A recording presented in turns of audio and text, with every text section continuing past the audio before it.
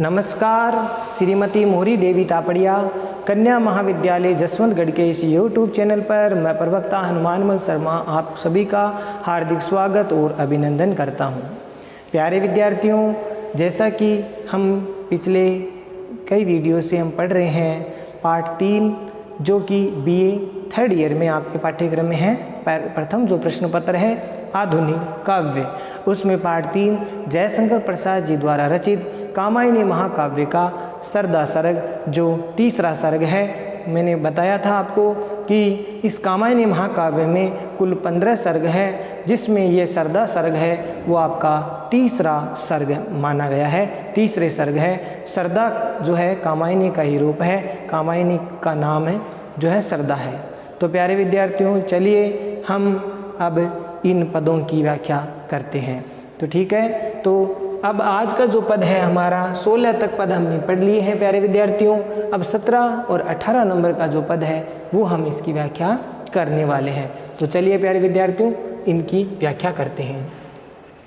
कि दुख की पिछली रजनी बीच विकसता सुख का नवल प्रभात, एक पर्दाय जीना नील छिपाए हैं जिसमें सुख गात, जिसे तुम समझे हो अभिशाप जगत की ज्वालाओं का मूल, इसका वह रहस्य में वरदान कभी मत इसको जाओ भूल, इसका वह रहस्य में वरदान कभी मत इसको जाओ भूल।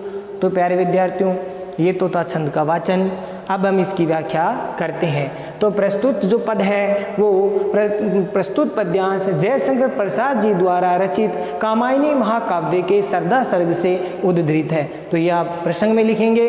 और इसमें जो प्यारे विद्यार्थियों बात कही गई है, जब सरदा मनु है एकांकी जीवन जीते हुए निराशा भरे स्वर में बात करता है, किससे? सरदा से। अपने जीवन की निराशा, वेदना, हतोत्साह इसमें अपने आप को महसूस करते हुए बात करता है, वार्तालाप करता है सरदा से।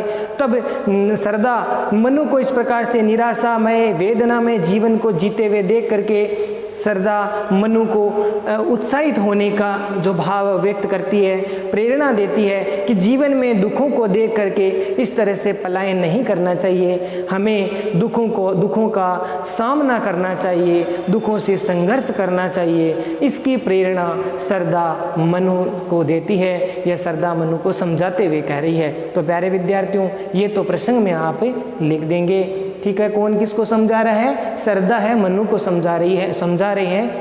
ये कह रही है कि भाई दुखों का सामना हमें करना पड़ेगा, संघर्ष करेंगे तो ही जीवन है। ये बात इसमें बताने की कोशिश की गई है। पलायन करने से कुछ नहीं होगा, निराशा में भर करके अपने जीवन को यूं हतोत्साहित कर देना अच्छी बात नहीं है। हमें इस निराशा और दुख भरे वातावरण को पार करना है। सुख तभी मिलेगा जब हमें दुख से संघर्ष हम करेंगे, तब हमें सुख की अनुभूति होती है। तो ये बात इसमें बताने की कोशिश की है। तो प्यारे विद्यार्थियों, इसकी हम व्याख्या है वो करते हैं कि दुख की पिछली रजनी बीज, रजनी माने रात्रि, दुख की, तो रात्रि की उपमा यहाँ पर किससे दी है?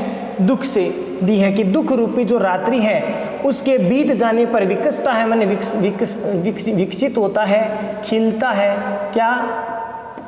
सुख का नवल प्रभात, सुख का जो नया नवीन प्रभात है, प्रातःकाल है, वो हमें प्राप्त होता है। तो प्यारे विद्यार्थियों, इसमें ये बताने की कोशिश की गई है सरदा के द्वारा। सरदा ये कह रही है कि जिस प्रकार से अंधेरी रात्रि के बाद में जो है नया प्रभात वो अवश्य रूप से आता है।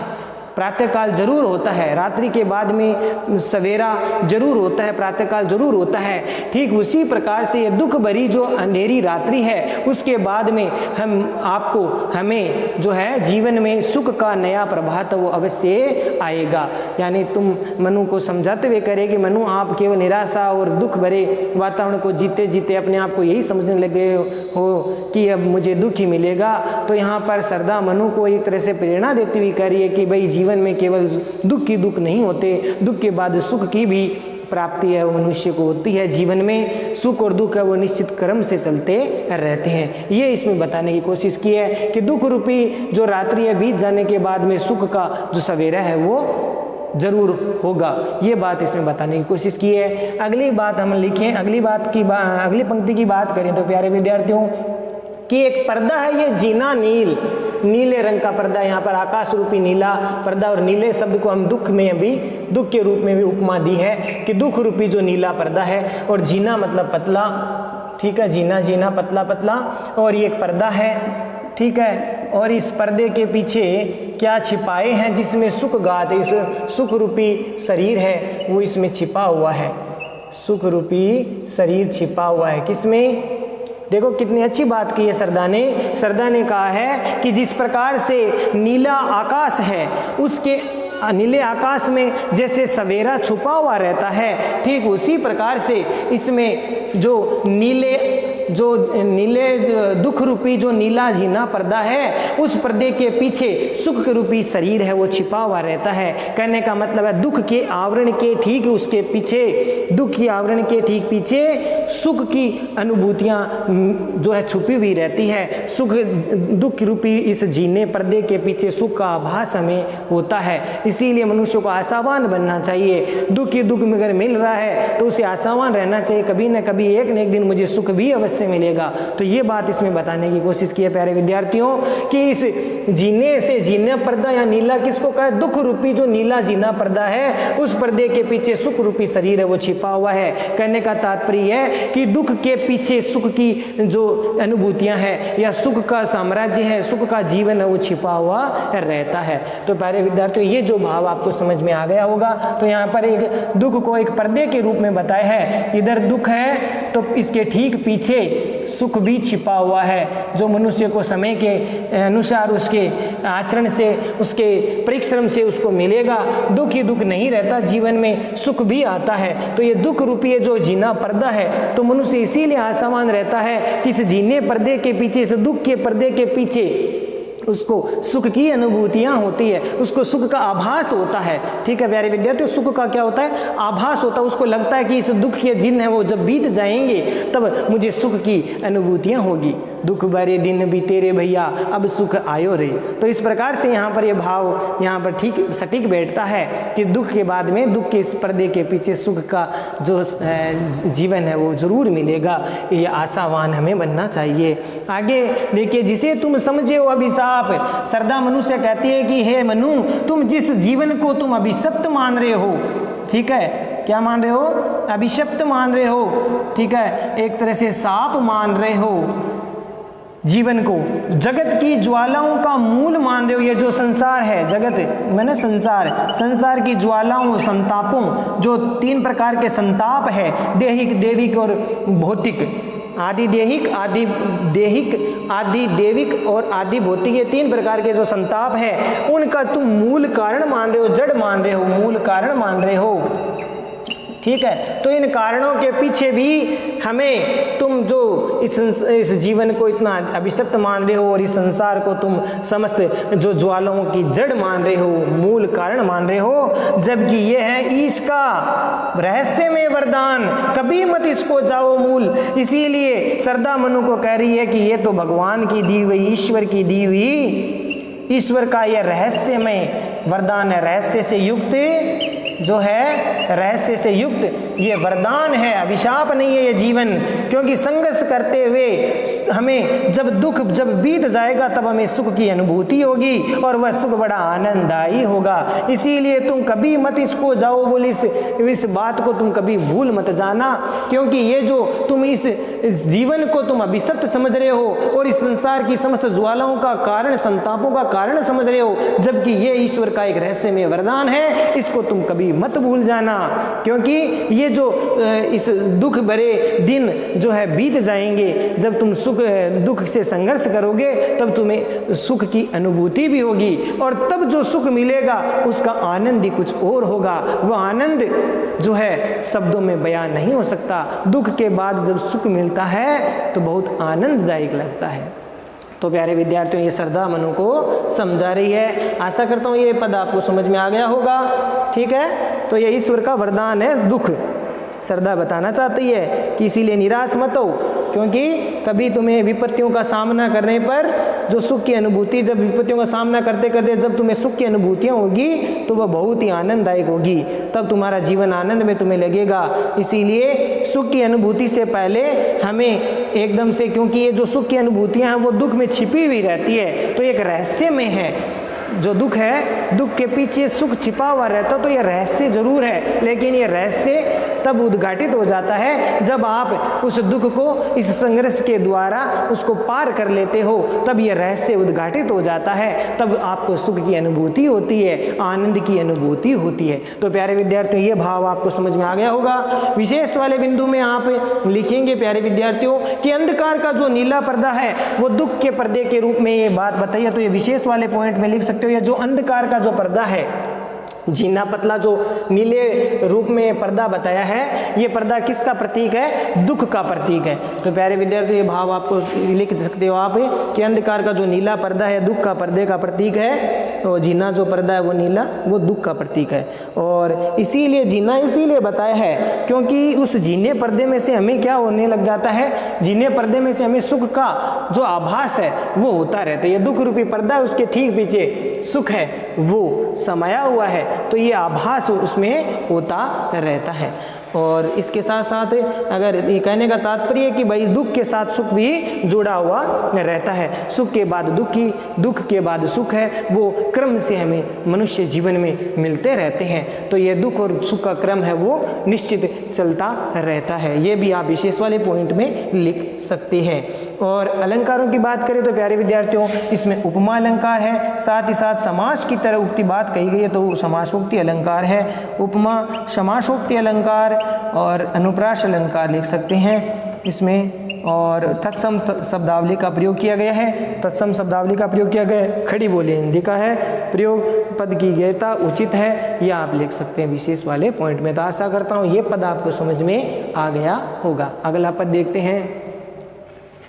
विषमता की पीड़ा से व्यस्त हो रहा स्पंदित विश्व महान, यही दुख सुख विकास का सत्य, यही भूमा का मधु मैदान, कि नित्य समरसता का अधिकार उमड़ता कारण जल्दी समान, वेथा से नीली लहरों बीच बिखरते सुख मणिगण दुतिमान, वेथा से नीली लहरों बीच बिखरते सुख मणिगण दुतिमान।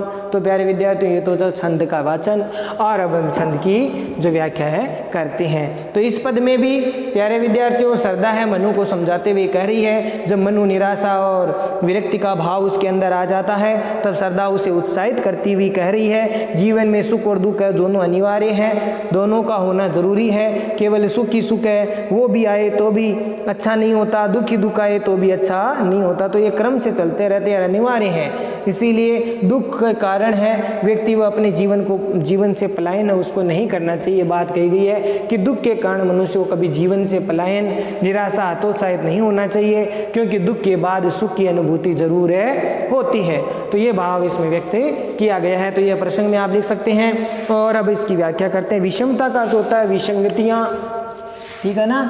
विसंगति जो है समानता जिसमें नहीं है, कि पीड़ा से कष्टों से व्यस्त है, हो रहा स्पंदित मन कंपित, गतिशील, कंपित या गतिशील, विश्व महान मन ये पूरा संसार है जो है इस विषमता दुख की पीड़ा से व्यस्त होकर है या भर कर के कंपित और गतिशील हो रहा है। यही दुख सुख का विकास का सत्य है, यही दुख और सुख का विकास क्रम है वो सत्य रूप से होता है, क्रम से सुख और दुख है वो इस विकास क्रम में चलते रहते हैं। और यही भूमा का मधुमेह दान, इस धरती का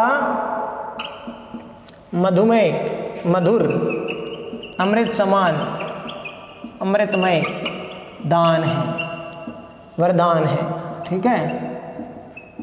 ये वरदान है, ये दुख और सुख का विकास क्रम के अनुसार आना, ये इस धरती का, इस प्रकृति का, इस धरती का मधुर या अमृतमय वरदान है जो निश्चित क्रम से आता रहता है। नित्य समरसता का अधिकार, नित्य समरसता यानी समानता, हमेशा जो है मनुष्य को समानता है वो हमेशा मिलती रहती है। नित्य समरसता का अधिकार ये अधिकार है, समानता का सुख और दुख है वो ईश्वर ने मधुर अमृत के समान वरदान दिया है। इस धरती के ऊपर इस संसार में मनुष्य को सुख और दुख है वो मधुर अमृत के समान जो वरदान है वो प्रकृति ने दी है, ईश्वर ने दी है। और ये जो समानता का अधिकार है वो नित्य यानी सदैव ही सबको मिलता है।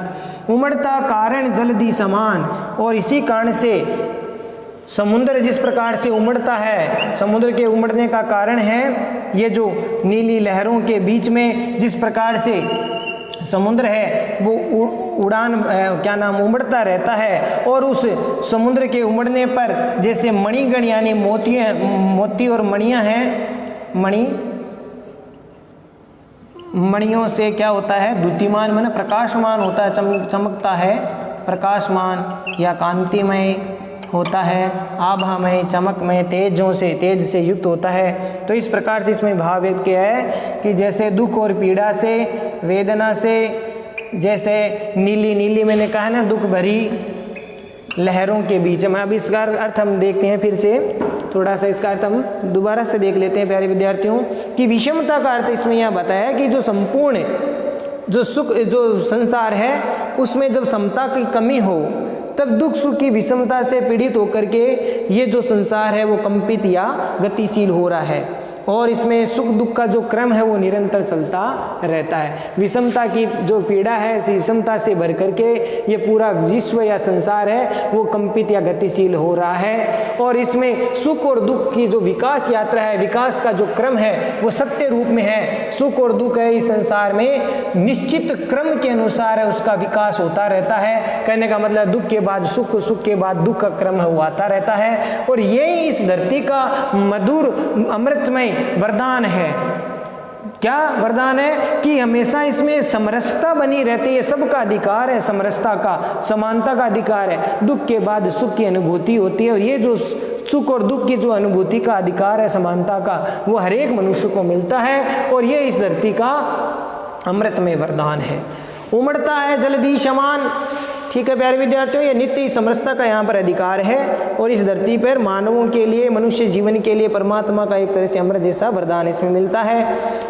तो इस संसार के निर्माण में जो जिस प्रकार से समुद्र की लहरों का योगदान है, जिस प्रकार संसार की निर्माण में समुद्र के जो लहरें उमड़ती है तब उसमें जो है मणियों है, मोती और मणि है, जो मणिगण यानी मणियों का जो समूह है वो लहरों के साथ बाहर है वो आ जाता है और बिखर करके अब जो है चमकील जो प्रकाशमान है वो कर देता है वहाँ का उस क्षेत्र को। जो मणियाँ जो समुद्र के नीचे लहरों में दबी हुई उसके गर्भ में रहती है वो लहरों के द्वारा बाहर वो प्रकट हो जाती है और प्रकाशमान हो जाता है। तो ठीक उसी प्रकार से इस दुख रूपी समुद्र के बीच में सुख रूपी जो मणि है वो प्रकाशमान है, वो होती रहती है, बिखर जाती है, बिखर करके प्रकाशमान होते हैं। तो बहुत अच्छा उदाहरण यहाँ पर दिया है। तो प्यारे विद्यार्थियों आपको समझ में आ गया होगा कि इसमें ये बात कहना चाहते हैं जिस प्रकार से भाई समुद्र है जब उसमें अपनी लहरों के द्वारा समुद्र की लहरों में जब तरंगे उठती है, लहरें उठती है तो उसमें छोटी छोटी मणियाँ हैं वो ऊपर आ जाती है किनारों पर और वो प्रकाशमान वो मणियाँ हैं वो प्रकाशित होती रहती है। मणियाँ फिर आभित होती है, प्रकाशित होती रहती है। और ठीक उसी प्रकार से दुख रूपी जो समुद्र है, ठीक है, इस जीवन मनुष्य जीवन के इस दुख रूपी जो समुद्र है, जलधि है, इस समुद्र में ये सुख रूपी जो मणियाँ हैं वो बाहर प्रकट होती है। दुख के गर्भ में ही सुख की जो मणियाँ हैं वो छुपी हुई रहती है। और जैसे दुख रूपी समुद्र की लहरें जो है तरंगित होती है, लहरें उठती है तो फिर ये सुख रूपी जो मणियाँ हैं वो बाहर बिखर जाती है। कहने का तात्पर्य प्यारे विद्यार्थी इसमें ये कहना चाहते हैं कि दुख रूपी समुद्र के गर्भ में ही सुख रूपी मणियाँ हैं वो शोभित होती है या उसमें समाई हुई रहती है। और जब हम मनुष्य उस दुख रूपी समुद्र की लहरें जब आती है, कहने का तात्पर्य दुख से वो संघर्ष करता है, सामना करता है, तब ये सुखमय मणियाँ उसको मिलती है। कहने का तात्पर्य है कि सुख की अनुभूति उसको मिलती है। दुख का सामना करने पर, दुख के साथ संघर्ष करने पर मनुष्य को सुख की अनुभूति अवश्य होती है। दुख के अंदर ही सुख समाया हुआ रहता है। ये भाव इसमें श्रद्धा प्रकटे कर रही है। तो प्यारे विद्यार्थियों, आशा करता हूं, तो यहाँ पर देखो नीली जो लहरें वो दुख का प्रतीक है और जो सुख की मणियां हैं वो सुख की प्रतीक है। मणियों को सुख की प्रतीक दिया है कि सुख रूपी जो मणियां हैं वो बाहर बिखरती है। कब? जब नीले लहरों यानी दुख रूपी जो नीली लहरें हैं जब चलती है। कहने का तात्पर्य है कि मनुष्य को दुख का जब सामना करता है तब उसे सुख रूपी मणियों की प्राप्ति होती है। तो प्यारे विद्यार्थी, इसमें सुख और दुख का एक निश्चित क्रम बताया गया है और ये मनु को समझाती हुई कह रही है श्रद्धा। तो प्यारे विद्यार्थियों, आशा करता हूँ दोनों ही पदों में जो श्रद्धा है वो मनु को समझा रही है कि इस निराशा और वेदनामय इस विरक्त जीवन से तुम उभरो और पलायन न करके, दुख को देख करके तुम अपने आप को डर जो है दुख के प्राप्त होने पर तुम इतना डरो मत, पलायन मत करो, तुम उस दुख का सामना करो, क्योंकि दुख का सामना करने पर ही सुख की अनुभूति होगी। जिसमें संसार का यह नियम है कि इस जीवन में जो संघर्ष करता है वही जीता है। जो संघर्ष करता है, जो दुख का सामना करता है, उसको एक न एक दिन सुख की अनुभूति भी होती है। क्योंकि सदा सुख ही सुख नहीं रहता, सुख और दुख की स्थितियां एक निष्ठ नहीं रहती, वो परस्पर बदलती रहती है, एक दूसरे के पूरक होती है। सुख के बाद दुख मिलता है, दुख के बाद सुख है, वो अनुभूति होती मनुष्य को होती रहती है। तो इसके लिए चाहिए मनुष्य को दुख का सामना करना चाहिए और जो दुख प्राप्ति के बाद में जब मनुष्य को संघर्ष करके जब सुख मिलता है तो उसका आनंद बहुत अधिक होता है। उसको उस जो सुख का जो महत्व क्या होता है वह वही मनुष्य समझ सकता है जो जिसने दुख को प्राप्त किया है। दुख और संघर्ष का सामना करके जिसने सुख को महसूस किया है वही उस सुख का आनंद वो ले सकता है, वही उस सुख की कीमत या महत्व समझ सकता है। तो प्यारे विद्यार्थियों, यहाँ पर श्रद्धा मनु को उत्साहित कर रही है, प्रेरित कर रही है कि इस प्रकार से निराशा से तुम्हारा जीवन यूं कुंठित मत करिए, तुम्हें पलायन नहीं करना चाहिए, तुम्हें दुख का सामना करना चाहिए। तो आशा करता हूं प्यारे विद्यार्थियों ये पद आपको समझ में आ गया होगा। और विशेष वाले पॉइंट में आप प्यारे विद्यार्थियों लिख देना कि समरसता से, समानता से सुख दुख का समन्वय बताया गया है। समरसता बहुत जरूरी है जीवन में, सुख और दुख की सामंजस्य, समानता, ये समरसता का भाव इसमें होता है। समरसता के द्वारा सुख और दुख की अनुभूति, समन्वय है वो आवश्यक इसमें बताए गए, ये आप लिख सकते हो। और अगर आपके पास समरसता नहीं है, समानता नहीं है, तो ये सृष्टि कब की सागर में विलीन हो जाती, क्योंकि कोई मनुष्य जीवित ही नहीं रह सकता। अगर मनुष्य को ऐसा कब नहीं लगे कि मुझे जीवन में कभी सुख मिलेगा, अगर ये भाव उसके मन में आए ही नहीं या ऐसा संसार में नियम ही नहीं हो, केवल दुख ही दुख मिलेगा, तो कोई जीना नहीं चाहेगा। तो दुख के साथ वो सुख का उसको आशा रहती है, उसको आभास होता रहता है कि सुख मुझे कभी मिलेगा, दुख प्राप्त करने के बाद में मुझे एक न एक दिन सुख जरूर मिलेगा। इसी आशा में वो जीता रहता है, जीवित रहता है, ये पूरी सृष्टि चलती रहती है। तो ये भाव इसमें बताने की कोशिश की है। और काव्यलिंग और रूपक अलंकार का इसमें प्रयोग किया है। काव्यलिंग अलंकार है आपके और रूपक अलंकार की भी प्राप्ति हो रही है और साथ ही साथ अनुप्रास तो है ही है और भाषा तत्समय तद्भव शब्दावली से युक्त है। छंद की यति गति उचित है, ये आप लिख सकते हैं। छंद जो है ज्ञेय पद है, खड़ी बोली इंधि का प्रयोग किया गया है, छायावादी शैली का प्रयोग किया गया है। तो प्यारे विद्यार्थियों ये दोनों पद आशा करता हूँ समझ में आ गया होगा। विद्यार्थियों आज के लिए बस इतना ही। अगले वीडियो में जयशंकर प्रसाद जी की ये कामायनी महाकाव्य श्रद्धा सर्ग से जो बाकी के पद हैं उनको हम लेंगे। तब तक के लिए इन व्याख्याओं को ठीक से पढ़ते रहिए, नोट्स बनाते रहिए और आत्मसात करते रहिए। प्यारे विद्यार्थियों व्याख्याओं को समझ करके ठीक से आत्मसात करिए और चैनल को लाइक शेयर और सब्सक्राइब कीजिए। जय भारत, जय हिंदी, धन्यवाद।